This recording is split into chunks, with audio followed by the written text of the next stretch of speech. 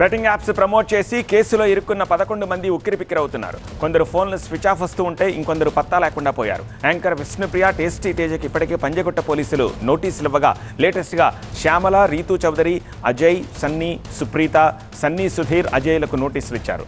రేపు విచారణకు రావాలని నోటీసుల్లో పేర్కొన్నారు.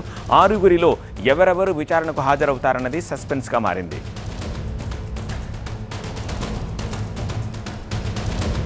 నిన్న పంజగుట్ట పోలీసులు ఎదుట విచారణకు హాజరయ్యారు టేస్టీ తేజ. బెట్టింగ్ యాప్ నిర్వాహకులతో సంబంధాలపై పోలీసులు ఆరా తీశారు. ప్రమోషన్లో భాగంగా ఎంత మొత్తం డబ్బు తీసుకున్నాడనే వివరాలు రాబట్టారు. ఇక కేసు నమోదైన పరేషాన్ బాయ్స్ ఇమ్రాన్ ఖాన్, హర్ష సాయి అజ్ఞాతంలోకి వెళ్లిపోయారు. దుబాయ్కి పారిపోయారా లేదంటే సిటీలోనే ఉండి తప్పించుకు తిరుగుతున్నారా అన్న దానిపై క్లారిటీ రావాల్సి ఉంది. బెట్టింగ్ యాప్స్ ప్రమోషన్స్లో యూట్యూబర్లు, సోషల్ మీడియా ఇన్ఫ్లుయెన్సర్లే కాకుండా హీరోయిన్లతో పాటు మరికొందరిపైన పోలీసులు నిఘా పెంచారు. పాత వీడియోల ఆధారంగా వాళ్లకి కూడా నోటీసులు ఇస్తారని తెలుస్తోంది. మరోవైపు ఇదే కేసులో ఈడీ ఎంటర్ అయ్యింది. మనీ లాండరింగ్, హవాలా కోణంలో దర్యాప్తు ప్రారంభించింది. పంజగుట్ట పిఎస్లో నమోదైన ఎఫ్ఐఆర్ సహా నిందితుల వివరాలను సేకరించింది. బ్యాంక్ స్టేట్మెంట్లు సహా అకౌంట్లలో డిపాజిట్ అయిన డబ్బు ఎక్కడి నుంచి వచ్చింది, బెట్టింగ్ యాప్స్తో కొల్లగొట్టిన డబ్బు ఎవరి అకౌంట్లలోకి వెళ్ళిందనే కోణంలో ఆరా తీస్తున్నారు.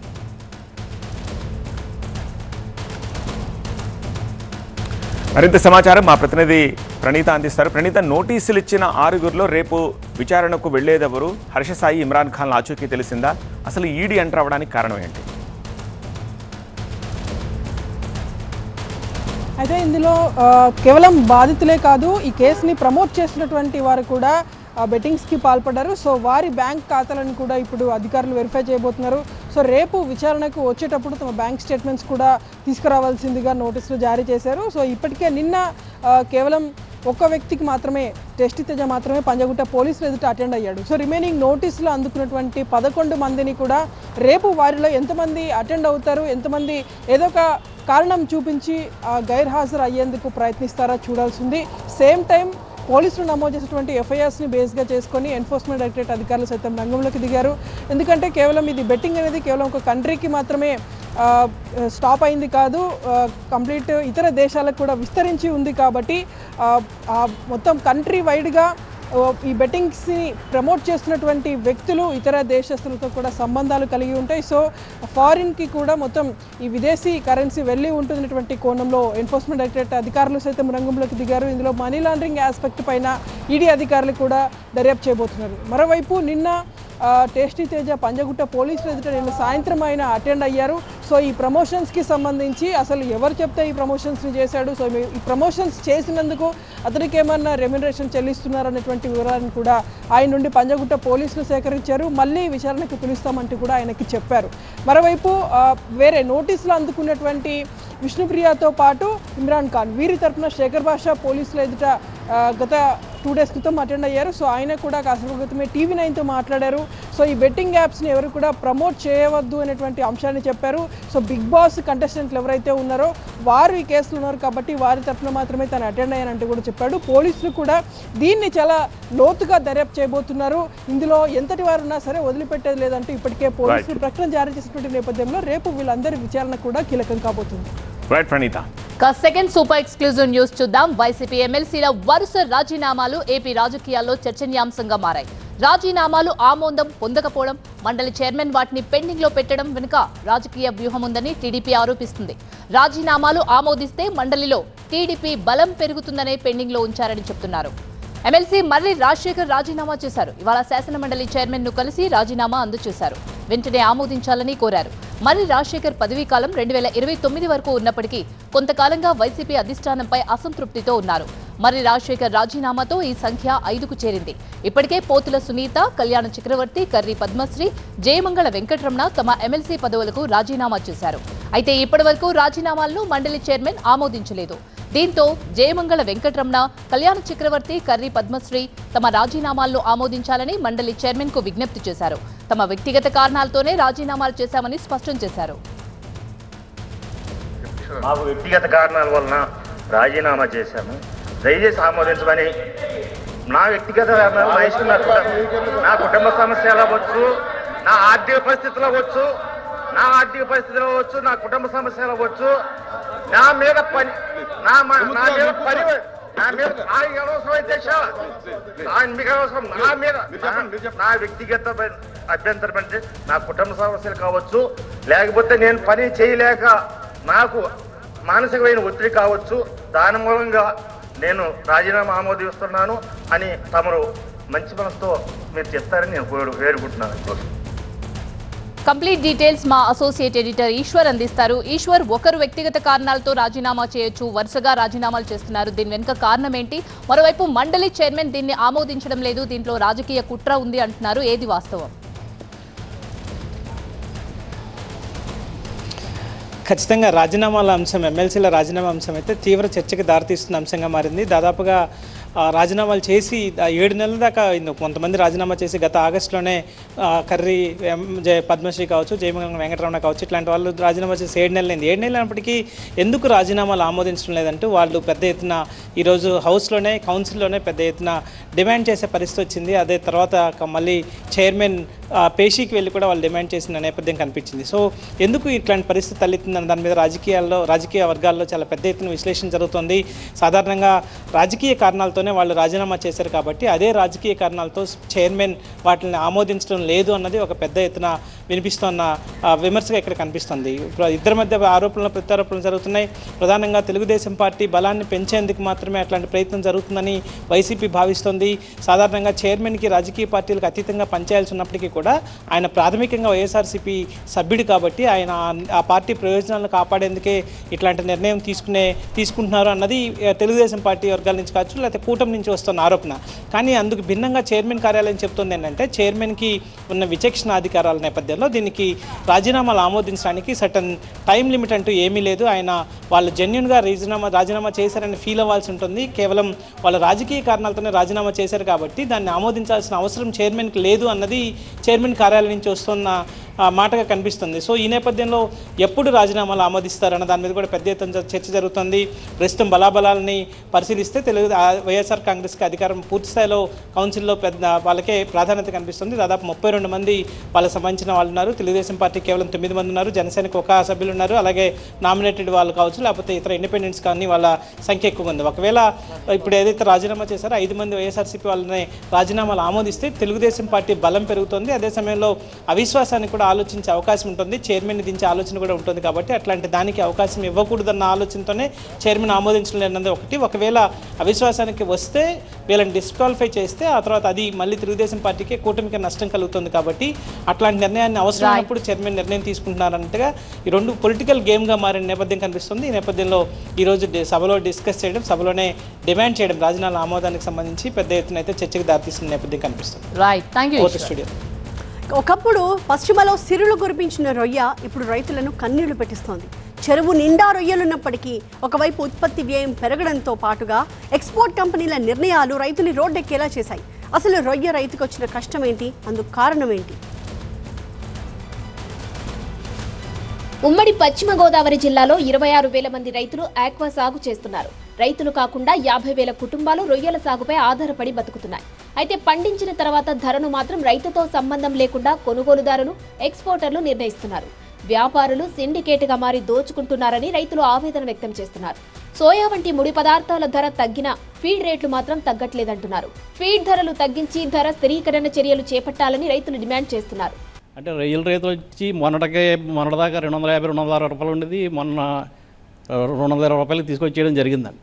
ఒకసారిగా ఒక 3-4 డేస్లో తగ్గించేయారండి. 2-3 రోజుల్లోనే తగ్గిపోయిందండి. అలా రోజు 10 రూపాయలు 15 రూపాయలు తగ్గిపోవడం జరిగిందండి.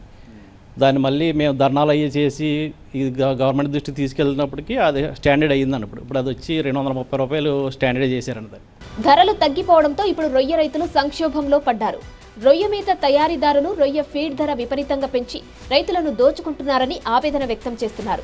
సిండికేట్ వ్యవస్థ బాగా బలపడ్డది. ఆక్వాలో ప్రాసెసింగ్ ప్లాంట్లు కానీ ఫీడ్ ప్లాంట్లు కానీ వీళ్ళిద్దరూ కూడా సిండికేట్ తయారయ్యి రైతులకి ఫీడ్ రేట్ ఏమో పెంచుకుంటూ వెళ్ళిపోవడం, రొయ్యల రేటు తగ్గించుకుంటూ వెళ్ళిపోవడం, ఇదే కాన్సెప్ట్. ఇలాంటి పరిస్థితి నుంచి రైతు బయటపడాలంటే ఆక్వా జోన్లో రైతులను ఏకం చేసి సహకార రంగంలో మాదిరిగా రైతుల ప్రమేయంతో ప్రాసెసింగ్ ప్లాంట్స్ ఏర్పాటు చేయాలని ప్రభుత్వానికి సూచిస్తున్నారు. ధరల విషయంలో ప్రభుత్వం ప్రమేయం ఉండేలా చర్యలు తీసుకోవాల్సిన అవసరం ఉందని చెబుతున్నారు. మా ప్రతినిధి రవి మరింత సమాచారంతో లైవ్లో సిద్ధంగా ఉన్నారు. రవి, చాలా క్లియర్గా వాళ్ళు చెప్తున్నారు ఎక్స్పోర్టర్స్ నియంతృత్వం నశించాలని డిమాండ్ చేస్తూ ఉన్నారు. ఈ నేపథ్యంలో ప్రభుత్వం ఎంత మేర చొరవ తీసుకుని వాళ్ళ సమస్య పరిష్కారానికి కృషి చేస్తోంది?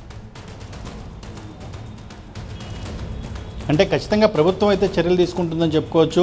అప్సడా లాంటి సంస్థలను ఏర్పాటు చేసి అటు ఎక్స్పోర్టర్లు ఇటు రైతులకి నష్టం లేకుండా చూస్తామని చెప్పేసి ప్రభుత్వం అయితే ప్రయత్నాలు చేస్తున్నప్పటికి కూడా ఎక్స్పోర్టర్లు కానీ లేదా ప్రాసెసింగ్ యూనిట్లు కానీ వీళ్ళ కబంధ హస్తాల్లోనే రైతులు ప్రతి ఏటా కూడా చిక్కుకుపోతున్న పరిస్థితి కనిపిస్తుంది. సాధారణంగా ఫిబ్రవరి నుంచి జూన్ వరకు ఆ రైతులు ఎక్కువగా పట్టుబడులు చేస్తారు. రొయ్యలన్నీ కూడా చెరువుల నిండా పట్టుబడికి రెడీగా ఉంటాయి. పెద్ద ఎత్తున లక్షల ఎకరాల్లో ఒకేసారి రొయ్యలు వచ్చినప్పుడు వాటిని కొనుగోలు చేయకుండా వెయిట్ చేయించడం, అదేవిధంగా మా దగ్గర ప్రాసెసింగ్ చేయడానికి సరైనటువంటి సామర్థ్యం కలిగిన యూనిట్లు లేవని చెప్పేసి రైతుని ఇబ్బంది పెట్టే క్రమంలోనే రేట్లు మాత్రం భారీగా కూడా పడిపోతున్న పరిస్థితి కనిపిస్తుంది. మార్కెట్లో, అంతర్జాతీయ మార్కెట్లో భారీగా కూడా, అంటే రాష్ట్ర విభజన తర్వాత ఆక్వా హబ్గా ఉభయ గోదావరి జిల్లాలు ఉన్నాయి. విదేశీ మారక ద్రవ్యం కూడా పెద్ద ఎత్తున వస్తుంది. అయితే ఇటువైపు ఎక్స్పోర్టర్లు అనే వాళ్ళు కొద్దిమంది ఉన్నారు. దాదాపుగా 10 నుంచి 20 మంది వరకు మాత్రమే ఎక్స్పోర్టర్లు ఉన్నారు. ప్రాసెసింగ్ యూనిట్లను వారి చేతిలో పెట్టున్నారు. అదేవిధంగా ఇదే ప్రాసెసింగ్ యూనిట్లకు సంబంధించినటువంటి యజమానులు ఫీడ్ కూడా తయారు చేస్తున్నారు. ఫీడ్ తయారు చేయడం అంటే దాంట్లో 4 రకాల మేత ఉంటుంది. ఏ సమయానికి రైతు పట్టుబడి పెడతాడు, ఎప్పుడు రొయ్య చెరువులో పట్టుబడులు జరుగుతాయి అనేది కూడా ముందే ఈ ఫీడ్ కంపెనీలు కావచ్చు లేదా ప్రాసెసింగ్ యూనిట్లు కావచ్చు వీళ్ళకి సమాచారం తెలుస్తుంది. సరిగ్గా అదే సమయంలోనే రేట్లు తగ్గించడం ద్వారా రైతును నిండా ముంచుతున్నారని చెప్పేసి రైతుల యొక్క ఆందోళనగా మనం చెప్పుకోవచ్చు. ఈ క్రమంలోనే అటు వీరవాసరం, ఆకివీడు, పశ్చిమ గోదావరి జిల్లాలో రొయ్య రైతులందరూ కూడా రోడ్డుపైకి వచ్చి ధర్నాలు చేస్తున్న పరిస్థితి కనిపిస్తోంది. పూర్తిగా తమను కాపాడాలి, ఆదుకోవాలి, రైతును ధరల స్థిరీకరణ ద్వారా కూడా తమను ఆదుకోవాలని చెప్పేసి రైతులందరూ కూడా కోరుతున్న పరిస్థితి కనిపిస్తోంది. Thank you Ravi. కీలక మలుపులు తిరుగుతోంది merchant navy officer murder case. యూపీలోని మీరట్లో ఈ దారుణం చోటు చేసుకుంది. మర్చెంట్ నేవీ అధికారిని అతని భార్య చంపినట్టుగా తెలుస్తోంది. ప్రియుడితో కలిసి సౌరభ్ని హత్య చేసింది ముస్కాన్. శవాన్ని 15 ముక్కలు చేసి డ్రమ్ములో పాతిపెట్టారు ముస్కాన్, అతని ప్రియుడు. అయితే ముస్కాన్తో పాటు ప్రియుడు సాహిల్ని సైతం పోలీసులు అరెస్ట్ చేశారు. ముస్కాన్ని డ్రగ్స్కి బానిసగా చేసినట్టు తెలుస్తోంది సాహిల్. డ్రగ్స్ మత్తులోనే సౌరభ్ని హత్య చేసింది ముస్కాన్, సాహిల్. తన కూతురిని ఉరితీయాలని ముస్కాన్ పేరెంట్స్ డిమాండ్ చేస్తున్నారు. లేదంటే తామే చంపేస్తామని ముస్కాన్ తల్లిదండ్రులు ప్రకటించారు. లవ్ మ్యారేజ్ చేసుకున్నారు. 6 ఏళ్ల పాప కూడా ఉంది. కానీ పచ్చని సంసారంలో డ్రగ్స్ చిచ్చు పెట్టింది. ఉత్తరప్రదేశ్లోని మీరట్లో మర్చెంట్ నేవీ అధికారి మర్డర్ కేసులో సంచలన విషయాలు వెలుగులోకి వచ్చాయి. ప్రియుడి మోజు, డ్రగ్స్ అలవాటు కారణంగా తన భర్త సౌరభ్ రాజ్పుత్ని ముస్కాన్ అనే ఒక మహిళ దారుణంగా హత్య చేసింది. అల్లుడు చాలా మంచివాడని, సౌరభ్ని చంపిన తమ కూతురిని ఉరితీయాలని ముస్కాన్ పేరెంట్స్ డిమాండ్ చేయడం మరో సంచలనంగా మారింది. పూర్తి అప్డేట్స్ మా అసోసియేట్ ఎడిటర్ మహాత్మా అందిస్తారు. Mahatma, merchant navy officer murder case కీలక మలుపులు తిరుగుతుంది. ఉదయం నుంచి చాలా రకాలైనటువంటి వార్తలు వింటున్నాం. అసలు ఏం జరిగింది ఈ కేసులో?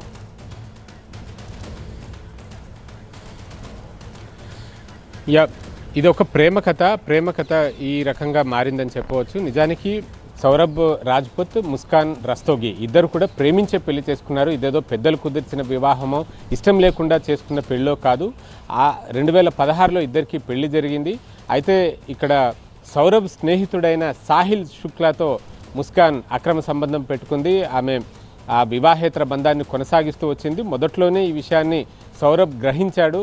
అప్పటికే 2019లో వారికి ఒక పాప పుట్టింది. ఇక విడాకులు తీసుకుందాం, ఈ ఇల్లీగల్ అఫైర్స్ నేపథ్యంలో భార్యను వదిలేసి దూరంగా ఉందామని చెప్పి అనుకున్నప్పటికీ పాప భవిష్యత్తును దృష్టిలో పెట్టుకుని తల్లిదండ్రులు ఇద్దరూ అవసరం పాపకి, లేని పక్షంలో ఆమె ఇబ్బందులు పడుతుంది అన్న ఆలోచనతోటి అన్నిటికీ రాజీ పడి తన లైఫ్ని కొనసాగిస్తూ వచ్చారు. అయితే పెళ్లి జరిగిన కొత్తలో ఈ మర్చెంట్ నేవీ అంటే వాణిజ్య నౌకల్లో చేసే ఉద్యోగాన్ని వదులుకుని మరీ భార్యతో పాటే కలిసి ఉండేవాడు.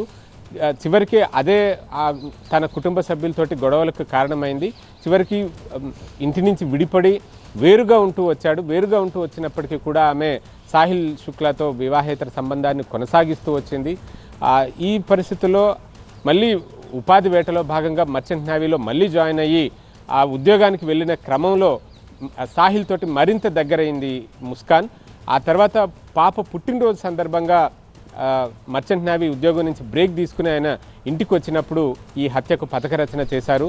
స్లీపింగ్ పిల్స్ ఇచ్చి నిద్రపోయిన సమయంలో అతన్ని హతమార్చారు. 15 ముక్కలుగా శరీరాన్ని ముక్కలుగా కట్ చేసి వాటన్నింటినీ ఒక డ్రమ్లో వేసి సిమెంట్ కాంక్రీట్ మిక్స్ చేసి ఆ డ్రమ్ని భర్తీ చేశారు. తద్వారా ఆ హత్యకు సంబంధించిన ఆనవాళ్ళేవి కూడా బయట పడకూడదన్న ప్లాన్ ప్రకారం ఈ హత్యను చేసినట్లుగా మనం అర్థం చేసుకోవచ్చు. అంతేకాదు సౌరభ్ సెల్ ఫోన్ని తీసుకుని ఆ చుట్టుపక్కల వాళ్ళు ఏడు మీ ఆయన ఏడు అని అడిగితే హిల్ స్టేషన్కి వెళ్ళాడని చెప్పారు. అది నిజమని నిరూపించడం కోసం వీళ్ళిద్దరూ కలిసి హిల్ స్టేషన్కి వెళ్ళి సౌరభ్ మొబైల్ ఫోన్ తోటి ఆ హిల్ స్టేషన్ లొకేషన్ నుంచి కొన్ని పోస్టులని సోషల్ మీడియాలో పోస్టులు చేయడం ఇదంతా కూడా చేశారు. కానీ సౌరభ్ తల్లిదండ్రులు ఎన్నిసార్లు ఫోన్ చేసినా అతను ఆ ఫోన్ లిఫ్ట్ కాకపోవడంతో వారు అనుమానం వచ్చి పోలీసులకు కంప్లైంట్ చేయడంతో ఈ మొత్తం వ్యవహారం వెలుగులోకి వచ్చింది. ప్రస్తుతం ఆ ఇద్దరూ కూడా ఊచలు లెక్కించాల్సిన పరిస్థితి ఏర్పడిందని చెప్పవచ్చు. మొత్తంగా వ్యసనాలకు ఇటువంటి క్షణిక సుఖాలకు అలవాటు పడ్డ ముస్కాన్ ఈ ఇంత దారుణమైన నేరానికి ఒడిగట్టింది. Thank you Mahatma. ఇది వాటి 5 at 5 చూస్తూనే ఉండండి TV9.